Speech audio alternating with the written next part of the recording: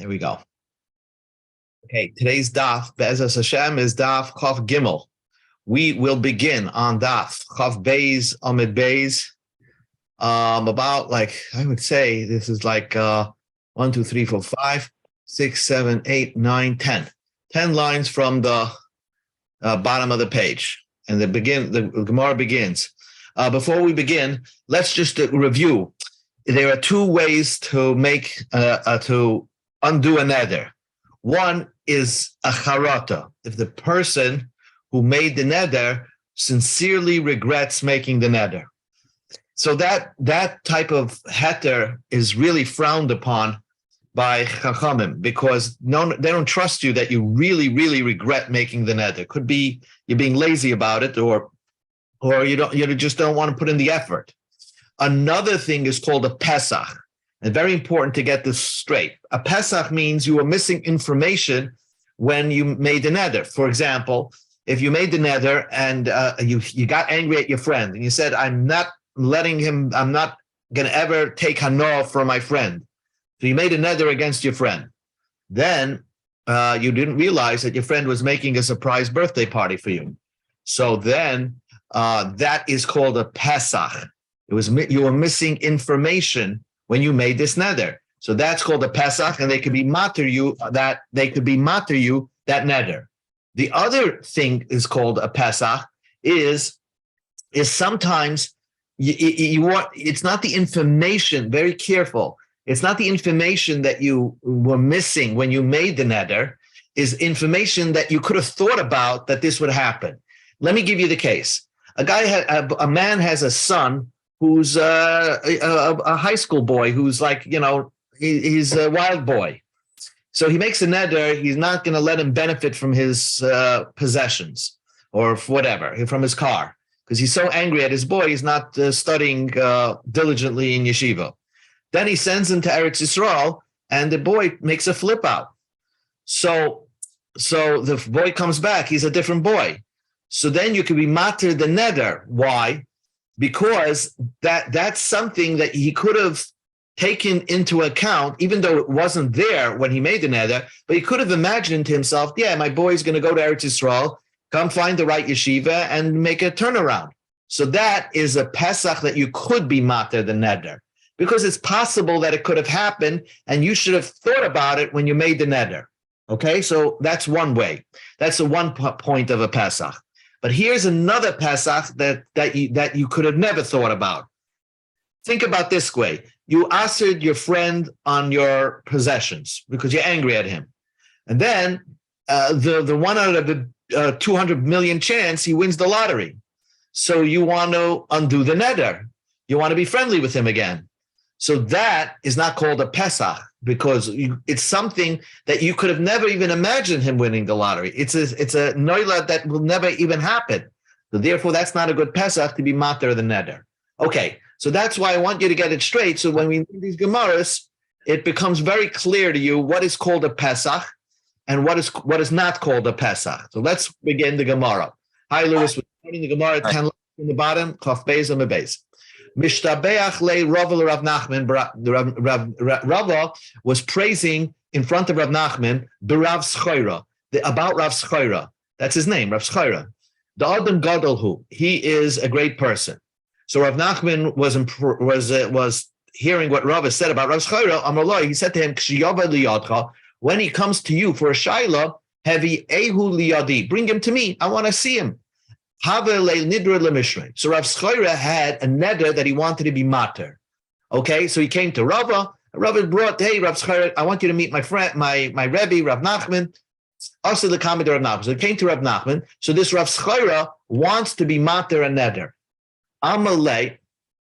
So really, Rav Nachman could have asked him if you sincerely regret it. That's the truth. He could have asked him. But he thought to himself that Rav Schoira would not want to use to be mater a neder through a charata. Again, because a Pesach is the more preferred manner to be mater a neder. So Rav Nachman is trying to find a Pesach. Amalei, so Rav Nachman said to him, were you aware of this information when you made this neder? Such and such. Amalei, and yes, I was aware of that. Adaita dahachi, were you aware of this information when you made the neder? In, yes. Kama zimnat. Rav Nachman tried to find the Pesach, tried to find some information Rav Schreyer was missing when he made the neder, and he could not find anything. So Rav Schreyer kept saying, no, I made the neder, I knew that. So ikbid Rav Nachman. Rav Nachman got so angry at him because he had no way to be mata this neder. Amalei, so Rav Nachman told Rav Schreyer, zil lekilach, go to your hotel. I mean, I can't help you. And he was very upset. Rav Nachman got very upset. Nafik Rav Schreyer. Rav Schreyer left Rav Nachman. Upasach pischel anafshi. Then he thought about a Pesach opening for himself. He found a Pesach, an information that he was not aware of. Because the Mishnah says in Mishnayos Avos, Rebbe says, Ezu derech yishara sheyava loy la'adam. What is the most balanced way that a person should select? What is a balanced way to go about life? So kol shi tiferes lo yisel, when you feel that you're proud of what you're doing, the tiferes loy min ha'adam, and people around you are proud of what you're doing. So you have to be tzagat tzalat. And therefore, he thought to himself, Bahashta de ikbid Rav Nachman, Rav Nachman's upset that I took this neder, adaita the hochi loy nadri. On this information, I would have not have made the neder. In other words, that it's a Pesach that if I would have known that Rav Nachman would have been upset at my neder, I would have not have made this neder. Because you see, Rav Nachman was upset that he couldn't find a way out for Rav Schreyer. Ushara lenafshe, and Ushara lenafshe, and therefore he was matir for himself. It doesn't mean that he was matir for himself. It means that he did it for him. Rav Nachman did it for him. That's it. So I don't know if this was a charata, he regretted the neder, or the pshat is that this was a Pesach. It's information that he could have thought about, that when he made this neder, not everybody's going to like when he made this neder. And Rav Nachman wouldn't have liked that Rav Schreyer made this neder, so that's like a Pesach. Another story. Rab Shimon Berabi. Rab Shimon, the son of Rabbeinu HaKadosh. Havele nidrei lemishrei. He had this neder to be mater. Asa lekame d'Rabbanan. He came to the Rabbanim, and they tried to find a Pesach for his neder. Amr lay, so they told him, Nedarta adaita dahachi, were you aware of this information when you made the neder? Amar en, he said, yes. Adaita dahachi, were you aware of this information? And yes, I was aware of that. Kamen azinim. They tried everything. And Rab Shimon, the son of Rebbe, said, well, when I made this neder, I had all these things in mind. Vahavi mitzta'are rabbanim, mishimshit, we go to Chof Gimel Amud Aleph. Vahavi mitzta'are rabbanim, the Rabbanim were so aggravated, and they were like pacing the floor. Mishimsha, going from the sun, Latula to the shade, Umatula from the shade, Lishimsha to the sun. In other words, they were knocking heads back and forth, trying to figure out information that Rab Shimon was missing when he made the neder, so that they could have a Pesach to be matter the neder. Amalei, so Rabbi, this said to Rab Shimon Berebi, and his name is Botnis, Brei de Abba Shol ben Botnis. He's the son of Abba Shol, the son of Botnis. So here's another Daf Yomi coincidence where the grandson is named after his grandfather. You see, Botnis is an odd name, and he's the son of Abba Shol, who's the son of Botnis. And so the Gemara is saying, he said to Rebbe, Mina Darte, would you have made this neder, adaite de mitzare rabbanim, that you, with this knowledge, that you're going to frustrate the rabbanim, they're going to be pacing the floor, mitula l'shimsha, from the shade to the sun, or mishimsha l'tula, from the sun to the shade. Would you have made such a neder that causes everybody to be up in arms to find the Pesach for you? Amalei, he said, Loi, I'd not. Visharye, and he was matir the neder. He was matir the neder. And that's, even though, like the Ram says, well, this event of being frustrated in Rabbanan is an event that didn't happen by the neder. It happened later on. It was in the future. So, but it is considered to be something he could have reckoned with when he made the neder, that maybe he's going to try to be matir this neder, And all the Rabbanan are going to be so frustrated to try to be matter this neder. And you don't want to cause frustration to the rabbis. So therefore, that's enough of a Pesach to matter the neder. You see how like they're thinking here with the finger. Another story. And all this is cases of Rabbanan who are struggling to matter neder. Rabbi Shmuel bar Rabbi Yossi. Rabbi Shmuel, the son of Rabbi Yossi, Havele Nidra Lemishrei. He had this neder that he wanted to be mater. So he came to Rabbanan to be mater them the neder. Amrulay, they said to him, Nadarta daita dahachi. Were you aware of such information to make this neder? X information. Amalu en. Yes, I was aware of that. Nadarta daita dahachi. Were you aware of this information? Amalu en. Kamenazin, they did this many times. In other words, they try to come up with information that possibly he wasn't aware of, that had he known, he would have not have made the neder. But every time they came up with something, he knew it. He said, I knew about that, and therefore I made my neder anyway.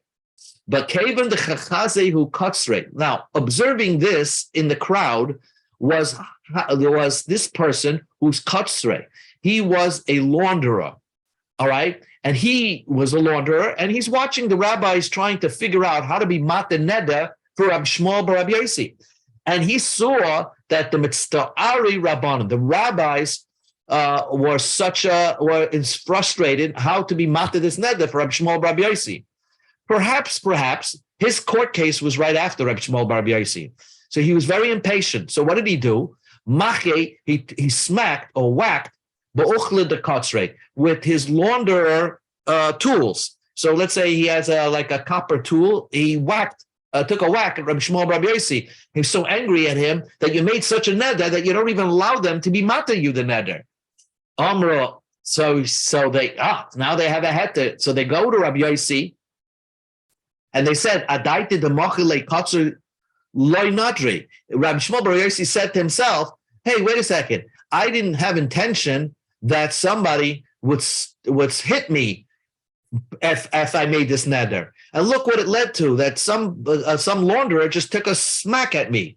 So that was, if I would have known that this launderer would smack me, I would have never made this neder. So he brought about a way that the court could now be matter the neder for him. So the Gemara said, Amalei Rav Acha Difti Ravina. So Rav Acha from Difti says to Ravina, Hi noiladhu.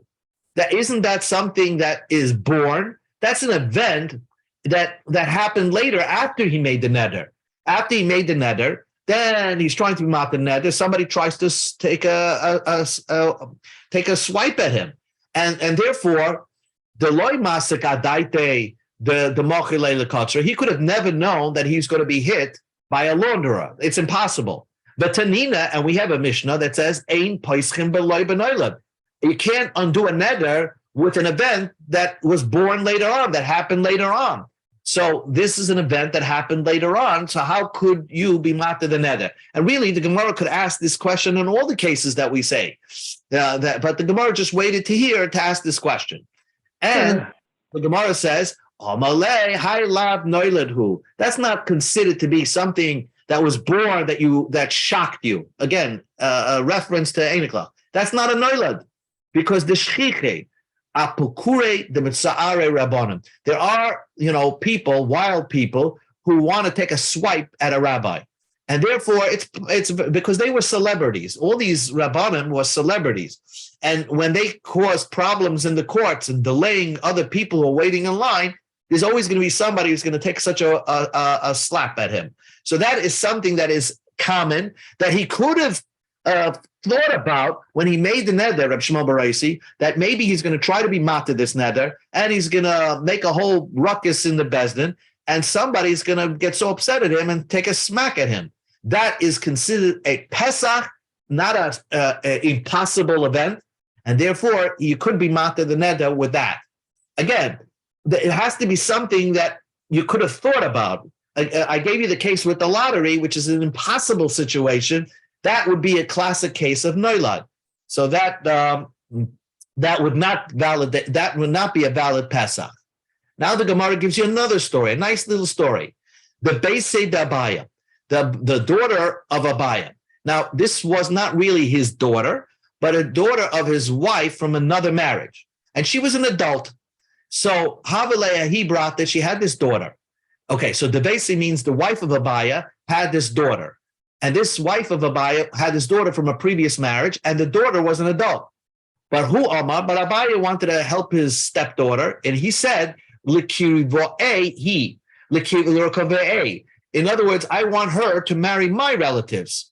Convince her to marry into my family. He Amra, but his wife said, Likriva, I want her to marry into my relatives. Amalah, so Abaya said, Tis tastra hanaasi alach I avret adaite minsef la likriva. In other words, Abaya got so angry at his wife, he said, all my possessions should be usher for hana from you if you violate my opinion over here and convince your daughter to marry somebody from your relatives. I want her to marry my relatives, but if you convince your daughter to marry somebody from your relatives, I'm writing you off for my possession. Guess what? Azlash, the wife of Abaya, went, Ba'avrat al-date, and transgressed his mind. In other words, she did against his will. The innasva likriva, and convinced her daughter to marry to her relatives. Now Abaya is faced with this problem because now his neder takes effect and his wife cannot benefit anymore from his possessions. Also, so he came to Rabbi Yosef. Amalei, so Rabbi Yosef said, Il have yadat the avrat al darta umansaba lekrive mi adarta. Now, look at what he's saying over here. Rabbi Yosef said to Abaya, would you have known that your wife would transgress your wishes and marry this daughter to a relative of hers? Would you have made this neder? In other words, would you have made this neder if knowing that this would take effect, that she's going to not listen to you? Amalei loy. No, I would not. Have taken this neder. V'sharye Rav Yosef. Rav Yosef permitted him, and that's it. That was the Pesach. So the Gemara asks, "Umi shari kahai gavna." Is that a good, valid Pesach? I mean, what was the neder? The neder, he told his wife, think about it. I want if you violate my opinion over here and my will, then if you do that, all my possessions are usher to you. And she did it anyway. So now you're telling me, telling Abaya, if you would have known she violated that your will, would you have made the neder? And he said no. And so that's a Pesach. I mean, the whole point of the neder was that the neder should take it back if she violates his will. And yet, Rabbi Yosef says that's a good Pesach. And the Gemara says that is a good Pesach, and we'll explain in a minute why. The Gemara says, is that a good Pesach? The Gemara says, yes, it is. V'hat Tanya, as we learned in a Brisa, similar story to Rabbiya. Masa ba'odem echad. There was this man. Shehidiras ishtoi mala'alois l'regel. He gave a neder to his wife that all his possessions will be usher on his wife if she goes up to, let's say, Jerusalem, to visit the temple. Maybe the temple wasn't around, but, she goes to Yom Tiv to Israel. But Abra al-Daiti, she violated his will, but also the regal, she went to Yom Tiv to Eretz Yisrael. And they came to Rabbi Yossi. She violated his will, and he said that if you violate my will, all my possessions are usher to you. Amalais, Rabbi Yosef said to the man, if you would have known that she would violate your will, and go up to spend the holidays in Israel, would you have made this neder? So the man said, Loi, I would have never made this neder. Rabbi Yossi. And Rabbi Yossi was matarim the neder. So we see that you can make a neder if it was a shock to you that the person that you made the neder to would follow through and not take your threat seriously. So that is the point. The point over here is when these men, Abaya and the man with the regal, making these nedarim against their wives, when they said that to their wife, if you do violate my will, you can never benefit from my possessions, they never even entered their mind. They were so convinced their wife would never violate their will that they never believed that the wife would be so chutzpah to violate their will and that the neder would take effect. So this was so remote to them. Had they been aware that they're misassessing the situation and misassessing who their wife is, that their wife has more guts than they think, they would have never made the neder in the first place. And that is enough of a heter of a Pesach to be matter the neder. That's interesting how this whole Pesach business works. As we said, the way we do it, and if you read the Heter Nedarim, but we say before Rosh Hashanah, we combine the Pesach. We say to a person, we don't trust that you're regretting it, but we say to a person that in the Het Shimon Rabbi Sai, you're basically saying to the people, had I known that I would feel regret after and not want this neder, I would have never made the neder in the first place. So look at that. So it's a Pesach combined with the neder, and that's how we do it now. Zog the Mishnah. The Mishnah says, the Mishnah seems like a little bit nonsensical, and we're going to come to make sense. Rab Lezer ben Yaakov Omer. Rab Lezer ben Yaakov said, Af haroitze lahadir es chaveroi sheyochel etzlon. A man, also, if a man wants to make his friend, force his friend, and intimidate his friend to come eat supper with him, okay? You want your friend to come to your house. And therefore, what are you going to tell your friend? If you don't come for supper, all my possessions you can never benefit from me. You can never benefit, have enough for me for my rest of my life. You can't benefit from any of my possessions. But, yoima loy, you could say, prior to you saying this neder, kol neder shani also leader hu batal. Any neder that I'm going to make a neder from should be null and void. In other words, I know I'm about to say a neder, so you tell your friend that I'm about to say a neder, but I'm telling you beforehand that the neder that I'm going to say is null and void. And here's the neder. If you don't come for supper, you can never benefit from my possessions. You have to mention this when you're making the neder to your friend. So again, you go over to your friend and you tell your friend, listen, I want you to eat supper for me. If you don't want to eat, if you're going to refuse, then what I'm about to say, this neder that I'm about to say is null and void. And here's the neder. If you can never benefit from my possessions anymore if you don't come for supper. And that will intimidate your friend to come for supper. So the Gemara right away jumps on this. The whole thing makes no sense. If your friend is aware that you're making the neder null and void, that your threats are empty, so he's not going to come. He doesn't feel intimidated by that. That's what the Gemara's question is. The Kavan, the Amar, since you said, Kol neder shani asid lider yehe batal, any neder that I'm going to say right now should be null and void, loy shamalei, v'loy asabadei. He's not going to listen to you. He's not going to come. Because he knows that the neder that you just made is null and void. So it's an empty threat. So of course he's not going to come for supper. So what's the meaning and the sense of this Mishnah? So we go to Chav Gimel Amud Beis. The Gemara says there are 2 points in this Mishnah. Chasuri mechasur. There's missing understanding in the Mishnah. In other words, there's missing like a period or a stop sign in the Mishnah. The Mishnah is telling you 2 different laws. Hachikitani, and this is the first law of the Mishnah. Law number 1 of the Mishnah, now, we learned before that there's something called nidre's reason. You could make a neder to pressure somebody, but it doesn't take effect because your heart's not into it. For example, you say, I'm never going to sell this item for less than a seller.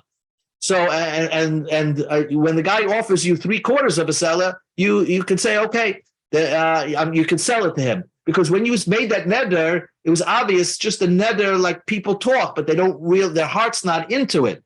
And therefore it is not a neder. So same thing over here. You want your friend to come eat by you. And he's being such a stubborn person and not wanting to come to you for a meal.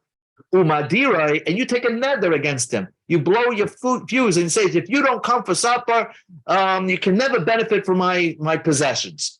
So nidre's reason, that is also called a neder of pressuring, and therefore it doesn't take effect, and you don't even need a heter. You don't have to go to rabbi and say, oh, I made a neder. because it's understood on the context of when you made the neder that you were just saying it in order to pressure your friend, but you didn't mean it, because obviously you want him to eat by you. He's your friend, so you don't need to make a neder to answer him on your possessions. So that's chiddush number one. The second point of the Mishnah is what we do on Kol Nidrei. A person who doesn't want any neder to take effect. That means if he says a neder, he should automatically know that it's not going to take effect. So what should you do? Ya'amoid b'Rosh Hashanah. You should stand by Rosh Hashanah or Yom Kippur, right? Like we do it. And you say, Kol neder she'ani asid lidar. Any neder, and that's the point of the Kol Nidrei. Any neder, any promise, any vow that I'm going to take, yehi batal, it should be null and void. Even if, let's say, it's Rosh Hashanah, you said this statement, and then 3 months later you make a neder or you make a shvuah, it's null and void. It's null and void. But the Mishnah gives you a caveat. Uvilvad yehi zoko b'shas neder. But you have to remember that you said the Kol Nidrei. You said the Kol Nidrei when you make the neder. And so if you make a neder 3 months later and you remember your t'nai, your condition that you said that any neder that comes out of your mouth should be null and void, that's how it works. Then the neder that you said 3 months later is null and void. So the Gemara asks the question, wait a second, Izachur, if you remember that you said any neder that comes out of your mouth is null and void, so therefore, then why are you making a neder now? If you're remembering what the condition was, then why are you making a new neder now? It's going to be null and void anyway. So why are you making the neder? Because you don't want the condition. You want to override the condition. So that's the Gemara's question. Izachur, if you remember it, and despite remembering your statement at the beginning of the year that you want all the darim should be null and void, you go ahead and make a neder 3 months later. So you basically saying this neder should override my previous condition. So so you uprooted the condition and you want the neder to take effect. So how does the Mishnah make sense? Amar Abaya, the Maya says you have to explain the Mishnah as tani, that the Mishnah means to say that you don't remember the condition that you made at the time of the neder. In other words, 3 months after Yom Kippur, you forgot about Yom Kippur. You forgot about Rosh Hashanah when you made this statement. You made this declaration. And therefore, when you make a neder, then, I made a neder. You should know it's null and void, because it's null and void because you made a declaration at the beginning of the year. However, Abaya would say that if you remember the declaration and you go ahead and make a neder anyway, so basically you're trying to say to yourself, I'm overriding my declaration, and therefore I want this neder to take effect. Yes, would take effect. So Abaya changes the language of the Mishnah. Instead of saying izachur, if you remember, he's changing it that you don't remember the neder. That's Abaya's way of answering the Mishnah. Rava says la'olam, really k'da'amrina mi'ikara, like we said in the beginning, and that he remembers the declaration, but at the beginning of the year, and he made a neder. But Hakaba Ma'askin, our Mishnah is talking about like this. He made this declaration on Rosh Hashanah that he wants all Nedarim should be null and void. But let's say he made the declaration specifically for, let's say, bread. He made it for bread. Any neder that I make on bread, that I'm not going to have bread, should not be effective. But v'lo yoda b'ma hisna. 3 months later, when he thinks about Rosh Hashanah, he doesn't remember what this declaration was for. Was this declaration was for bread? Was it for wine? Was it for potato chips? He doesn't know. Now, now that he's making a neder 3 months after Rosh Hashanah. So the question is like this. He makes a neder, I'm not going to eat bread. Okay? He makes this neder. Izachur b'shas neder, if he remembers at the time of the neder that he made a declaration, but he's not sure what the declaration was, and he mentions that I'm taking this neder, but I know I made a declaration that all my nedarim a neder on some food items are going to be null and void. And he says, "V'aldas rushaynani noida." On this declaration, on the condition of this declaration, I'm making this neder now. And then he finds out later on, somebody plays to him the tape recorder, or somebody was standing next to him on Rosh Hashanah, told him, hey, you made this declaration concerning bread, that any bread that you're going to have and make a neder on bread is not going to have effect. So then, nidre les le mashasha. Then his neder has no, is not valid. It's not, doesn't mean anything. But loy amar al das harishaynani neder, if when he says the neder, he doesn't say anything about that declaration. He just makes a neder on bread. And he doesn't say, oh, didn't I make a declaration beforehand on something that it's not going to take effect? He doesn't make it. So he just wants to take a neder, then akri l'tanai v'kayim l'nidrei. So he uprooted the condition and he makes the neder effective. So the way Rava weaseled the Mishnah is really, you don't have to change the Mishnah to change from the word izachor or lo izachor. You could say the Mishnah says izachor, but he remembers it, but he wasn't sure if it was on the neder that he's taking. He wasn't sure if the declaration concerned the neder that he was taking. So if he's taking a neder on bread, and he wasn't sure if his declaration to nullify all nedarim was bread, but he says, I'm making this neder knowing that I made a declaration beforehand. So then when he finds out that the declaration concerned specifically bread, then the neder doesn't take effect. But if he doesn't mention that, he just overrides any declaration that he mentioned that he had on Rosh Hashanah, then the neder does take effect. One last thing that we're going to learn tonight is 3 lines. Rav Huna bar Chinana Sova Lemidrushay Bepirka. Rav Huna bar Chinana made an announcement of Kol Nidrei in the shul. He said this is a fantastic idea that this Mishnah gives off. Why? That you don't have to get involved with Nedarim. If you just make this declaration on Rosh Hashanah or Yom Kippur, a Kol Nidrei declaration, you're never going to have a neder because you just declared that all your neders that you're going to make are null and void. Amalei Rava, so Rava was upset at Rav Huna bar Chinana. Tana komastim leis lost stume krishlo inago kalash reishim nedarim. This whole Mishnah was a puzzle, an enigma. We had to figure out what the Mishnah is trying to say. It wasn't so clear. So Tana went out of his way to hide this idea so that people should not just make the declaration and then throughout the year just shoot nedarim out of their mouths. So the Tana was trying to hide it. And you're mentioning it in your shir, it's not supposed to be done. This is a secret from the Mishnah. So therefore, the Ran and has this opinion that we should not say Kol Nidrei. You see that Rava frowned upon the whole Kol Nidrei thing because Kol Nidrei is like the ticket that you can say whatever you want during the year. Just say Kol Nidrei, and you say any neder that I'm going to make throughout the year is null and void. And therefore, throughout the year, you don't have to think what comes out of your mouth. So that's what Rava wanted to. And the Ran says, let's be Mavata, didn't want the Kol Nidrei. But the other Rishonim kept it because that's the way people are. If you don't have this Kol Nidrei in place, then people are going to shoot their mouths off anyway. People are not careful what comes out of their mouth.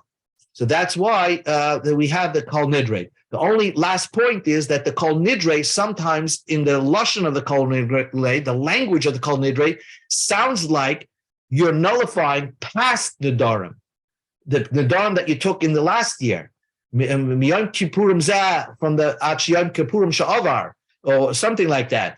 But really, it should be in the future. It's a declaration in the future of next year. All Nedarim that you're going to make in this coming year should be null and void. How could you matir nedarim that you did in the past? So they change around the language, and it's a little difficult to understand that they still have the language that indicates that we're nullifying past nedarim. Okay, so this is the Kol Nidrei story.